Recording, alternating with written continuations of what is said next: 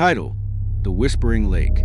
The sun hung low in the sky as 12-year-old Emma and her 16-year-old brother, Ryan, trudged through the woods with a fishing rod in one hand and a small tackle box in the other. They were on summer break, spending time at their grandparents' old countryside house near the infamous Lake Duskmore, a place wrapped in silence and shadow. "I still don't get why Grandma warned us about this lake," Emma said, her wide eyes taking in the stillness around them. "It's just water." Ryan smirked. "She's just old and believes in ghost stories. People say some murder happened here, like 100 years ago, but nobody really knows." "Still gives me chills," Emma whispered. The two reached the edge of the lake. The water was dark and calm, like a giant mirror reflecting the fading daylight. Thick trees circled the lake like silent watchers, and an unnatural quietness surrounded them. There were no birds, no rustling leaves, just silence. They cast their lines and waited. Chapter 1: The First Whisper. They had been fishing for nearly an hour when Emma suddenly frowned. "Did you hear that?" Ryan looked up. "Hear what?" "It sounded like whispering." He chuckled. "Probably the wind." "There's no wind," Emma replied, her voice low and serious. Ryan was about to reply when he noticed something odd. Ripples formed on the water, spreading outward from the center of the lake. But there was no fish, no splash, just gentle ripples, as if something unseen had stirred beneath the surface. Suddenly, Emma's fishing line tugged hard. "I got something," she shouted. Ryan rushed to help, but as they pulled together, the hook came free, tangled in long strands of wet black hair. Emma screamed and dropped the rod. "What the hell?" Ryan muttered, backing away. Then they heard it, a voice, a low, hoarse whisper coming from the water. "Help me." The voice was distant, barely audible, but enough to send chills through their spines. Chapter 2: The Legend Comes Alive. They grabbed their things and started to leave, but the woods felt different now, darker.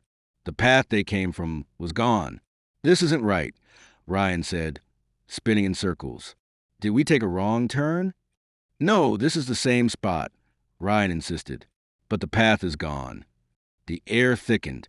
A foul smell rose from the lake, like rotting meat mixed with muddy earth. And then they saw her, a woman standing in the shallows, her back turned, long black hair dripping water. She wore an old white gown stained with mud and blood. Her arms hung lifelessly by her sides. "Is she real?" Emma whispered. The woman turned. Her face was pale, lips blue, with hollow black eyes staring right through them. "Why did you come here?" she whispered. Ryan grabbed Emma's hand. "Run." They sprinted toward the woods, but no matter which direction they ran, they kept ending up back at the lake's edge. "We're trapped," Emma cried. Ryan forced himself to stay calm. "Let's think. There has to be a way out." Chapter 3: The Truth Beneath. They found an old, rotted boat half buried near the shore. Hoping it might help, they pushed it into the water and climbed in. As they floated toward the center of the lake, fog began to rise, thick and cold. The temperature dropped so fast their breath turned white.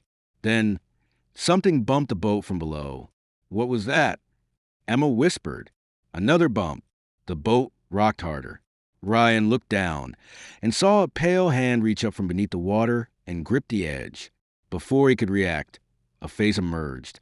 It was the same woman, but this time, close enough to see the missing chunks of flesh from her cheek and her eyes, completely white now. "Do you know what happened here?" she hissed. Ryan and Emma were frozen. "They drowned me in this lake. Years ago. I begged for help, but no one came." Her voice echoed inside their heads. "Now I make them pay. Every soul that enters this water belongs to me." Suddenly, dozens of pale hands began rising from the water, grabbing at the boat, pulling it down. Ryan grabbed the paddle and swung at the hands. "We have to get out of the water."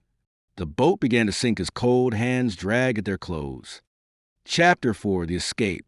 With a desperate cry, Ryan grabbed Emma and leaped into the water, swimming with all his strength toward the opposite shore. The water felt like ice, and the hands tried to pull them under. Emma gasped. "She's coming." The spirit glided across the surface, her arms stretched out, her mouth open wide, revealing rows of sharp black teeth. Ryan kicked hard, pushing Emma up as he struggled to stay afloat. Go! Don't look back! He shoved her forward and grabbed a fallen tree branch extending from the shore. With one last pull, they crawled onto the muddy land, coughing and shaking. But the spirit didn't follow. She stopped at the edge of the water, screaming in a voice that shattered the air. You don't belong here.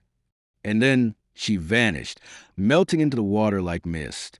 The lake returned to its deadly stillness. Chapter 5: The Forgotten Grave. The next morning, the siblings returned, this time with their grandfather. He had once warned them about the lake, but never told them the truth. Standing by the edge, the old man sighed. She was a young woman named Clara Moore, a servant who worked in the mansion that once stood near this lake. Her master tried to take advantage of her, and when she resisted, he killed her and dumped her body here. No one ever found her, but they say her soul remained. Why did anyone stop her? Emma asked. She only hurts those who disturb her rest, Grandpa said. People like you. But you survived, maybe because you believed. They placed wildflowers by the lake and said a prayer. As they walked away, the water rippled softly, just once, as if saying goodbye. Epilogue. Emma and Ryan never returned to Lake Duskmore. The forest eventually claimed the boat. The whispers faded into memory, and the townspeople went on pretending nothing ever happened. But sometimes on quiet nights, when the moon is full and the air still, people say you can hear a voice from the lake center. Help me? Those who listen too long never return. But Emma and Ryan, they escaped. Barely. They lived to tell the tale. And they never fished again.